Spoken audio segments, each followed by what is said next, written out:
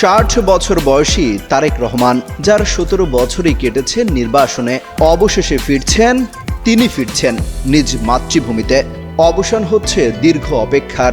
নির্বাসিত এই 17 বছরে 1 সেকেন্ডের জন্য সুযোগ ছিল না ঢাকার মাটিতে পা রাখার। এমনকি এই 17 বছরে হারাতে হয়েছে আদরের ছোট ভাইকে, দূর থেকেই দেখে যেতে হয়েছে অসুস্থ মাকে কিভাবে কারাগারে রেখে দিনের পর দিন নির্যাতন করা হয়েছে। এই 17 বছরে লন্ডনে বসে সব উত্থান পতনের সাক্ষী হয়েছেন তিনি। সাক্ষী হয়েছেন কিভাবে সব রাজনৈতিক দলকে দমন করে স্বৈরাচার হয়ে উঠেছিলেন সাবেক প্রধানমন্ত্রী শেখ হাসিনা। তাই এলো ইনোভার, যেন আপনি লাইফে থাকেন রেডি প্রতিদিন। Innova, designed for now. আবার তার পতনও দেখেছেন সেই লন্ডনে বসেই। সবার চোখ ছিল হাসিনা পতনের পরপরই দেশে ফিরবেন তারেক রহমান, কিন্তু তখনও ফেরা হয়নি তার।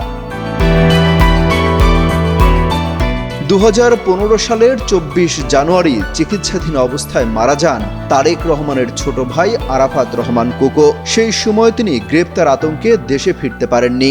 শেষ বিদায়ও দেখা হয়নি ভাইয়ের মুখটা। এরপর কেটে গেছে আরো 10 বছর। এই সময়ও থাকতে পারেননি অসুস্থ মায়ের পাশে। সবশেষ সাবেক 3 বারের প্রধানমন্ত্রী খালেদা জিয়া গুরুতর অসুস্থ হলে জোর আলোচনা শুরু হয় তার ফেরা নিয়ে। তখন তারেক রহমান নিজেই মুখ খোলেন, বলেন দেশে ফেরার সিদ্ধান্ত তার একক নিয়ন্ত্রণাধীন নয়। এরপর নির্বাচনের আগে তার না ফেরার গুঞ্জন আরও জোরালো হয়। অবশেষে মির্জা ফখরুল আনুষ্ঠানিকভাবে জানান 25 ডিসেম্বর দেশে ফিরছেন তারেক রহমান।